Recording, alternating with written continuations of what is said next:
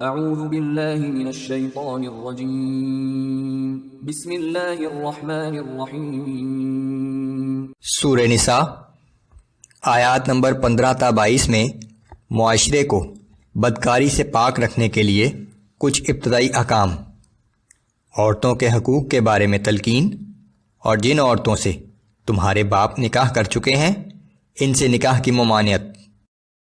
اعوذ باللہ من الشیطان الرجیم واللاتی یأتین الفاحشة من نسائکم فاستشہدوا علیہن اربعة منکم فإن شہدوا فأمسکوہن فی البیوت حتی یتوفاہن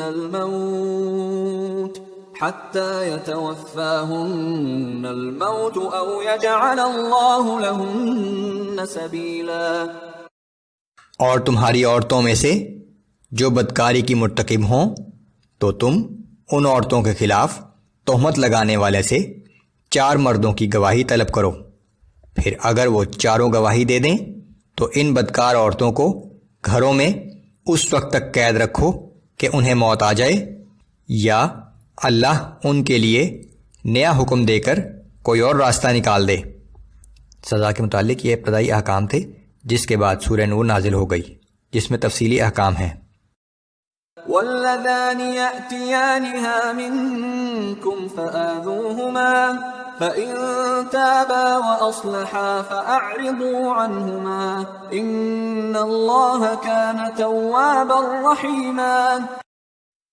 اور تم میں سے جو 2 شخص اس بدکاری کے مرتکب ہوں تو ان دونوں کو اذیت پہنچاؤ، پھر اگر وہ دونوں توبہ کر لیں اور آئندہ کے لیے اپنی اصلاح کر لیں تو تم ان دونوں سے درگزر کرو، بے شک اللہ بڑا توبہ قبول فرمانے والا نہایت مہربان ہے۔ انما التوبة على الله للذين يعملون السوء بجهالة ثم يتوبون من قريب فأولئك يتوب الله عليهم وكان الله عليما حكيما۔ بے شک اللہ کی جانب سے توبہ قبول کرنے کا وعدہ صرف انہی لوگوں کے لیے ہے جو نادانی کے باعث کوئی برا فعل کر گزرتے ہیں اور پھر جلد ہی توبہ کر لیتے ہیں، تو یہی لوگ ہیں جن کی توبہ اللہ قبول فرما لیتا ہے، اور اللہ بڑے علم اور بڑی حکمت والا ہے۔ وَلَيْسَتِ التَّوْبَةُ لِلَّذِينَ يَعْمَلُونَ السَّيِّئَاتِ حَتَّى إِذَا حَضَرَ أَحَدَهُمُ الْمَوْتُ قَالَ إِنِّي تُبْتُ الْآنَ وَلَا الَّذِينَ يَمُوتُونَ وَهُمْ كُفَّارٌ أُولَئِكَ أَعْتَدْنَا لَهُمْ عَذَابًا أَلِيمًا۔ اور ان لوگوں کی توبہ کوئی قابل توجہ نہیں ہے جو گناہ کرتے رہتے ہیں، یہاں تک کہ جب ان میں سے کسی کے سامنے موت آ پہنچے تو کہنے لگے کہ میں اب توبہ کرتا ہوں، اور نہ ہی ان لوگوں کی توبہ قابل توجہ ہے جو کفر ہی کی حالت میں مرے ہیں۔ ایسے لوگوں کے لیے ہم نے دردناک عذاب تیار کر رکھا ہے۔ يا أيها الذين آمنوا لا يحل لكم أن ترثوا النساء كرها۔ اے ایمان والو، تمہارے لیے یہ حلال نہیں کہ تم زبردستی عورتوں کے وارث بن جاؤ۔ ولا تعضلوهن لتذهبوا ببعض ما آتيتموهن إلا أن يأتين بفاحشة مبينة۔ اور نہ یہ حلال ہے کہ بلا وجہ انہیں اس غرض سے قید رکھو کہ جو مال تم نے انہیں دیا تھا اس میں سے کچھ واپس لے لو، مگر ہاں اس وقت جب وہ کسی صریح بے حیائی کی مرتکب ہوں۔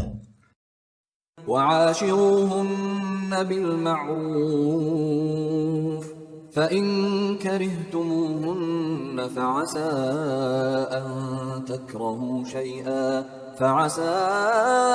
أن تكرهوا شيئا ويجعل الله فيه خيرا كثيرا. اور عورتوں کے ساتھ حسن سلوک سے زندگی بسر کرو.